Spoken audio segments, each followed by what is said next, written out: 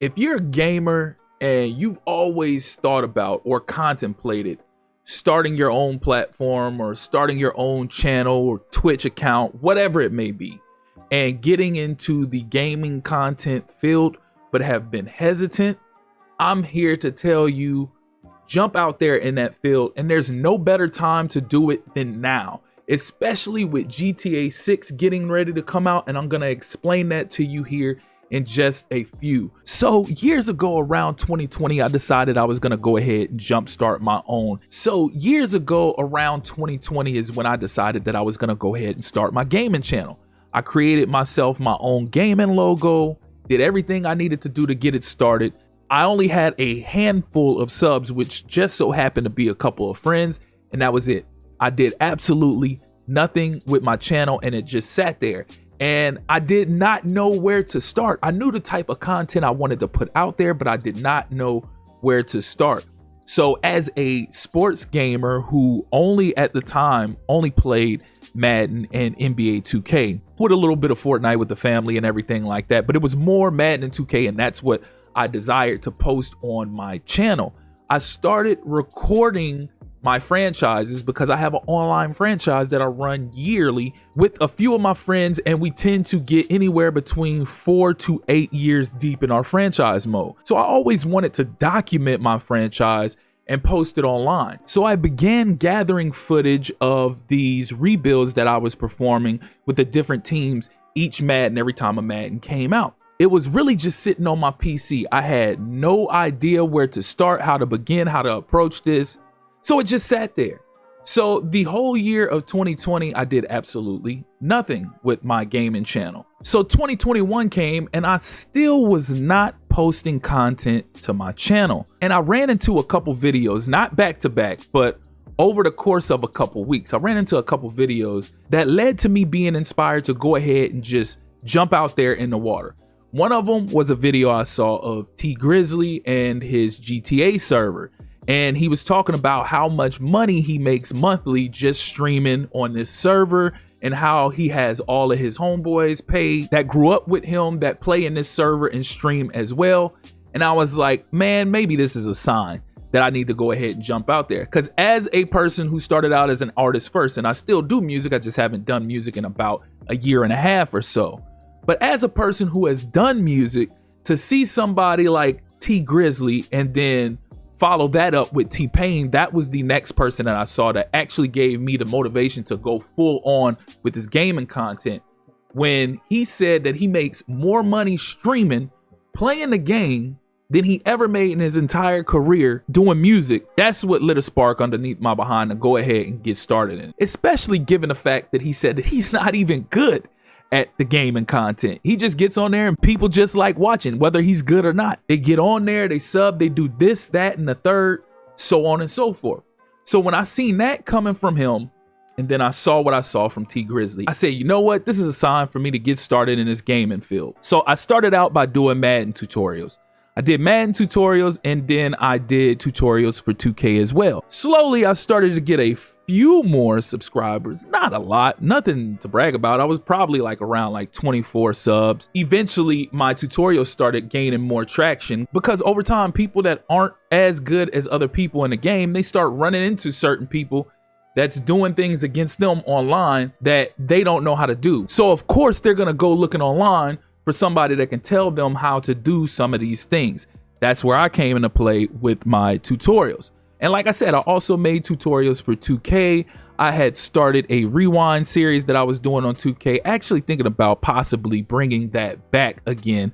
Not sure just yet, because since college football came out, that has kind of took a lot of time away from 2K. Because remember, like I said early in the video, all I played was Madden and 2K. Well, then college football came back, and college football and Madden took up a majority of my time that I really don't even touch 2K anymore. I bought 2K for a Black Friday sale this past year and still have not opened the game, not one time. But nonetheless, I started putting content out there. I slowly started getting a few subs, nothing crazy. This is 2021. Next thing you know, the next 2K is coming out, and I believe it was 2K23, yeah. 2K23, where they did the Jordan on the cover and they brought back the Jordan challenges and everything like that. Well, the day the trailer had dropped, minutes after it dropped, I saw it and I saw how epic the trailer was. So I downloaded the trailer, I edited it up a little bit, put my own little spin on it, and I reposted it online on my YouTube. Not thinking nothing of it. I just reposted it thinking it's whatever, because I really don't get a ton of views like that. My tutorials were starting to get hundreds of views, but I wasn't in the thousands or anything like that. Well, I posted it online, then all of a sudden the numbers just start going crazy. So the views start going up, and now all of a sudden the subscribers are going up. Eventually, the video had ended up getting like 20K views, 40K views, then it's over 70K, so on and so forth. Now it presently sits at like 445K. That's what it ended up getting. But as those views continued to skyrocket, so did the subscribers and so did the views of my other content. So I started pumping out more content at the same time. And as I was pumping out more videos, those videos were starting to get more views as well. Now I'm watching my channel start to grow. I go from 20 something subs to 70 something to 120 something to over 200 to over 400, so on and so forth. And to become a partner with YouTube, you have to reach at least 1,000 subscribers and 4,000 hours of watch time with no copyright strikes on your channel. So I had gotten to the 4,000 hours of watch time because so many people kept watching that NBA 2K trailer, it skyrocketed. So I went from having very little hours to all of a sudden I was past 4,000 hours of watch time and got all the way up to 10,000 hours of watch time. My subs had skyrocketed and got up to 400 something. But eventually, after a certain period of time, that slowed down. Now, in order to reach all these goals, you have to reach all these goals within a year span, within the last 365 days. So I was motivated to continue posting content in hopes that my subscribers would get up there, but they didn't. So they eventually slowed down. I probably tapered off at like 500 something subscribers, and then it just completely stopped. And I was unmotivated, so I stopped posting content for like another year because I knew I wasn't going to reach my 1,000 subscribers on YouTube. YouTube is the most difficult place to get subscribers or followers, should I say, than any other platform. So I gave up, I put it down. I didn't put out content for another year. I refocused back on music. I put out another project musically, and the year that I put out that project was 2024. The same year that college football was getting ready to come out. So I was like, you know what? I think I'm gonna give this gaming content another shot one more time before I decide, it's not for me. I decided with college football 25 coming out, this would be the best opportunity to go ahead and up my gaming content again. Well, once they started releasing news pertaining to college football 25, and I found out that there was gonna be no exporting and importing of draft classes, I decided I didn't want college football 25 anymore. Because when I played the college games back in the day, even though I had a great deal of fun on those games and really enjoyed those games, the main reason I played those games was so I can get my draft classes to import into Madden. So I felt like if I didn't have that export-import feature, there was no reason for me to play the game. But then after a little bit of time was going by, something told me, you know what? Screw the whole export and import feature not being in there. This is a game that hasn't been out in a decade plus. There are people that only play and are only into college sports that haven't played this game in a decade plus.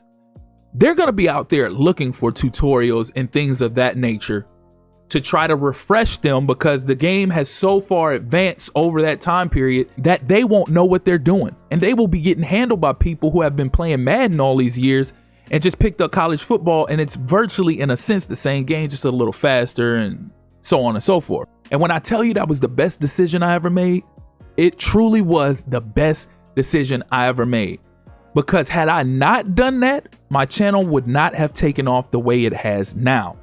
Since College Football 25 came out and I made that $150 investment for the deluxe bundle of that and Madden, I became a YouTube partner, I get paid, and it's only getting better as time goes on. So long story short, college football came out. First thing I did was drop tutorials on it. So I was dropping tutorials for offense, defense, you name it.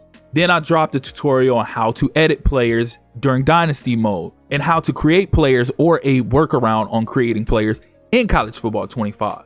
So those tutorials started to take off. The main videos that took off were the edit a player tutorial in Dynasty mode and the create a player in College Football 25. And as those videos continued to take off, my subscribers just continued to skyrocket. My views continued to skyrocket. And I just fed off of that and continued to post more and more content. So it went from the tutorials to the Dynasty rebuild to my Madden tutorials to my Madden rebuilds to tutorials in 2K and rebuilds in 2K and rewind storylines in 2K and so on and so forth. So I just continue to make sure I fed the community with as much content in the field that I was looking at producing content in, which is sports gaming. And as I continued to do that, my channel continued to skyrocket. So like I said, I went from, at that time, when College Football 25 came out, I was sitting at about 646 subscribers. I wasn't nowhere near the 4,000 hours of watch time, even though my channel has started to pick up some steam. I was nowhere near where I needed to be. As soon as I started posting those tutorials and the Dynasty content, all of a sudden the subscribers jumped even more. The watch hours jumped even more. So within about 2 months, I got exactly what I needed to become a YouTube partner, and I became a YouTube partner. And ever since I started making money on YouTube, I've always reached my payout threshold per month just based off of the views from my videos. I don't have anything else to offer. Like all of these other content creators has these ebooks, has this, that, and the third. I don't have any of that. It's really just based off my views. That's why I hustle so much and I put out so much content. Until I do have something I can offer to the community, I'm really just going based off of my views. So I went from, at that time when College Football 25 came out, 640 something subscribers. It was around 646 to over 1,000 within 2 months. And by the end of the year, I was at 1,670 subscribers. So I saw my channel increase dramatically just off of College Football 25. And as a matter of fact, that investment that I made, that $150 investment that I made in that deluxe edition of College Football 25 and Madden 25, I got reimbursed for that soon as I started making money off of YouTube. Within my first month of being able to make money off of YouTube, I got over $200 just based off of the amount of views that I was receiving. So that immediately repaid me for the College Football Madden deluxe edition that I had purchased. So this is me telling you, don't hesitate, jump straight out there. So back to what I was saying, as the year came to a close, I was at about 1,670 subscribers. That was 2024 going into 2025. So I saw how much I jumped in such a short period of time. So I set my goal for 2025 to be at 3,000 subscribers by the end of the year. As the year came in, and of course, with the field that I'm producing content for, there's going to be dead spots. There's going to be times where the views are low because it's just going to start to die off.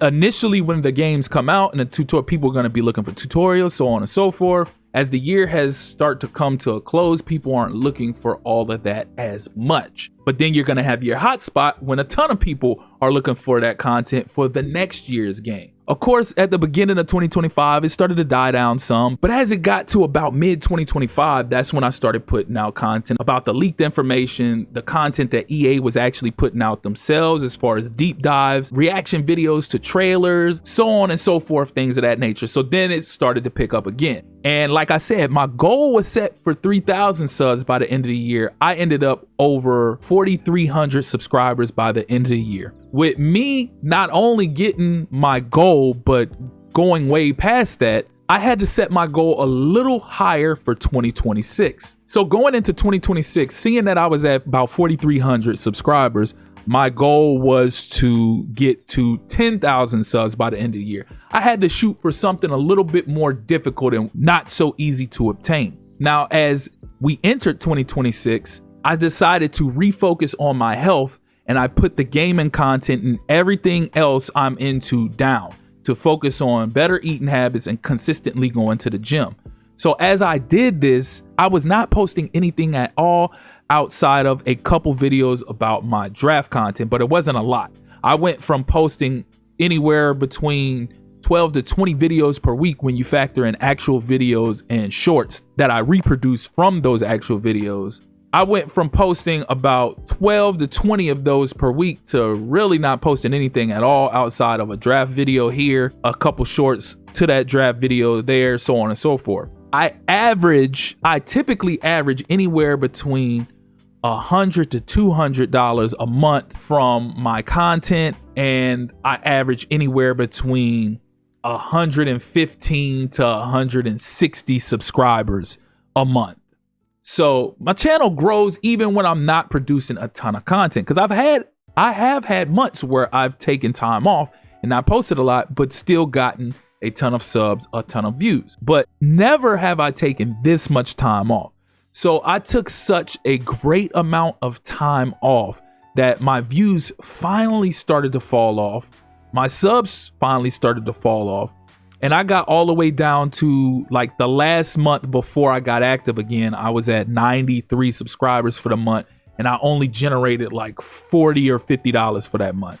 So that's when I was like, all right, I need to get back on top of it and start posting this content again, because we're right about the time where the new games are getting ready to start leaking information and getting ready to come out. So I need to get back on the scene, or else the people that I have acquired over time, they're going to start leaving because I'm not active. So that's when I jumped back on the scene and started posting content again.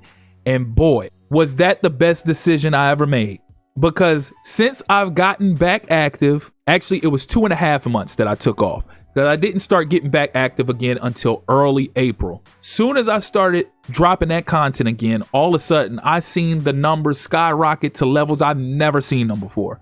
Like I mentioned before, I typically get about anywhere between $100 to $200 a month, 115 to 160 subs a month. In April alone, I had over 1,100 subscribers. I had over $500, nearly $600, and completely shattered everything that I was doing before. So just like I did once college football came out, and like when I dropped that trailer for NBA 2K, when I seen that the numbers was going high, instead of taking a break, I continued to apply pressure and post more content. And as you continue to do that and more people continue to funnel in, you begin to gain even more interest and more subscribers. So currently we're just nearly halfway through May, and I'm already upwards over 700 subscribers that I've obtained this month. I'm already over $220 for this month, probably finish past 300, somewhere near 400 by the end of the month. And I went from being at about 4,600 subs just at the beginning of April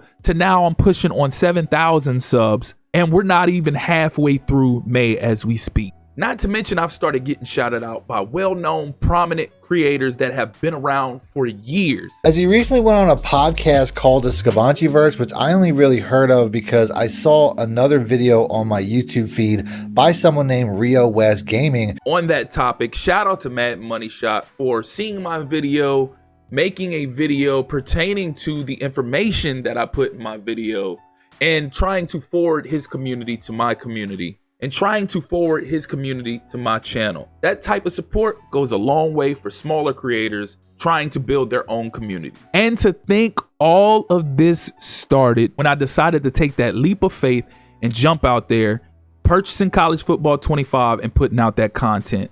The best decision I ever made, because College Football 25 single-handedly jump-started my channel and jump-started my career as a YouTube gaming content creator. So I say all that to say this: if you're hesitant for a second, don't think about it, just do. Just post the content out there. I keep trying to get my friends that play with me in these leagues to get out there and do their content. There's a huge, massive scene for it right now.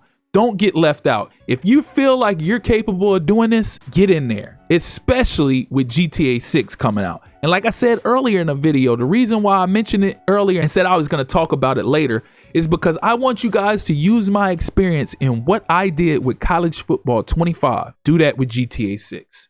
Think about it. They haven't had a Grand Theft Auto in how many years? Probably longer than the last NCAA. Ain't even no probably. It is longer than. No, it's not. It's not. The last NCAA was 14. I think the last GTA came out, if I'm not mistaken, 2015, 16, or right around the same time.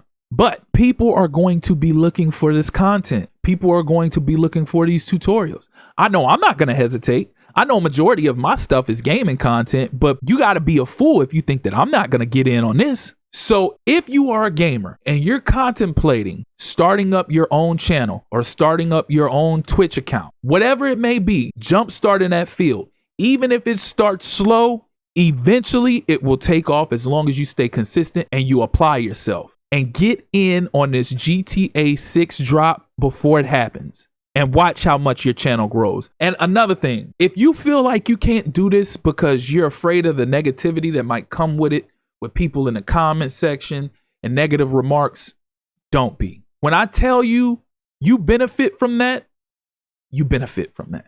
I don't hesitate. I don't bat an eye at any negative comments or remarks left in my comment section. For one, the majority of the feedback I receive on my channel is all positive. It's at least 90 to 95% positive. So if you think I'm bothered by 5 to 10%, I am not. Anything in life that you do, not everybody is going to agree with it. Anything that you do in life, not everybody is going to be happy for you or approve of it. So you just have to face those facts. Not everybody is going to be on your side. Not everybody is going to be in your favor. But when you factor in this next thing that I'm about to tell you, then you'll understand and it'll help you be able to get past the negative comments that you see. Anybody who leaves a negative comment on your channel or leaves negative feedback on your channel, you do nothing but benefit from it. Because either one of two things is going to happen. Either they're going to only post once and not say anything else, cool. Or you can reply back to them and they will continue to comment with you. And it will do nothing but add to the engagement of that video, which is going to make that video stay near the top of the algorithm, generating more subscribers and more views to your videos and your channel. So when somebody comments something negative in my comment section, if I don't feel like really responding, I'll just leave a crying laughing emoji. And if they decide they want to keep going, I just let them know, hey, you're only helping me. So one of two things is going to happen. Either you're going to stop or you're going to continue, and I get to keep commenting back and forth with you, keeping the engagement alive and keeping my channel and my videos up in the algorithm. As much as those people think they're antagonizing you or they're doing harm to you, they're really not. They're really helping you, especially once you start making money. I'm making money off of this now. So when you comment all those negative comments and I get to respond back to you and you keep going, you're feeding right into my trap. Because if you think I'm sitting here looking at your comments and I'm going back and forth with you and I'm just so hurt in my feelings, I'm really not. I'm only going back and forth because it keeps the engagement alive and keeps generating the money for me and keeps my channel at the top. I just had somebody that was going back and forth with me about a week and a half ago for about 20 plus comments. And it was so hysterical because as I'm going back and forth with them, I keep refreshing my YouTube studio and I'm seeing more subs coming, more subs coming. I'm seeing the views on that video continue to go up. I'm seeing more likes on that video. So I'm like, by all means, I'll keep going back and forth with you. I'm not bothered by these individuals because at the end of the day, they have something internally in their brain that they're battling for that makes them feel like they have to post a comment being negative or they have to respond a certain way. I'm not like that. I'm not like that. I can't tell you the amount of videos I come across on whether it be YouTube or Facebook or wherever it may be. I can't tell you the amount of videos I come across. Nonsense videos that don't make any sense to me, that I feel like might be a waste of my time. You know what I do? I keep scrolling. I don't feel it's necessary to go dislike the video. I don't feel like it's necessary to go comment. If you don't have nothing positive to say, don't say nothing at all. That's how I was raised. I'm sorry. But not everybody is like that.